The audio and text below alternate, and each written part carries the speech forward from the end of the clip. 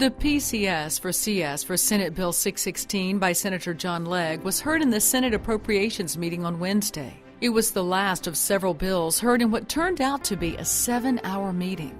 Several amendments were proposed for the bill by Senators Alan Hayes, Bill Montford, and David Simmons. One amendment submitted by Senator Hayes would have put a stop to this year's test scores being used for any accountability purposes. It was ultimately withdrawn and replaced by another amendment by Senator Simmons, which delays test consequences until the validity of the test are established. There was contentious debate over the impact of the proposed amendments. Several of the senators on the full Appropriations Committee stated that they had never served on an education committee and were not familiar with these issues. The senators had differing opinions on how the amendment language could affect the bill's implementation. They expressed concern that the bill language could be so easily misunderstood. It is a matter of interpretation, because I'm interpreting the same way Senator Hayes is interpreting. I'd like to hear from staff, since you said it may. You did not say, Senator Legg did not say definitively that it is.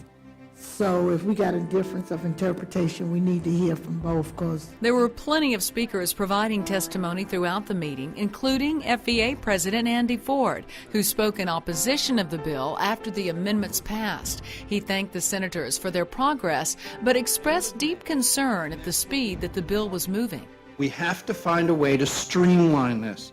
Having paraprofessionals assist in the administration of the test is probably a good idea, but it is still not going to solve our problem. Our problem is we have, let's say, 100 computers and you have 1,000 kids that have to be tested. That's the root of our problem. Or I could say that we are trying once again to move too quickly. We don't have the infrastructure in place to accommodate what we're trying to do. And I would caution you that there is a better way to do this. A long discussion by members of the committee followed, sparking several questions on its substantive matter. Currently, the bill increases state testing for students in K through 3rd grade. It eliminates school recognition money for districts if they are granted a waiver for using FSA scores in teacher and student evaluations. It still requires remedial classes for most students scoring at levels 1 and 2 and progress monitoring tests for low-performing schools and students. And it does nothing to address the learning time loss for the current state assessments. The next step for the bill is the Senate floor on April 1st. We still have a chance to make this better.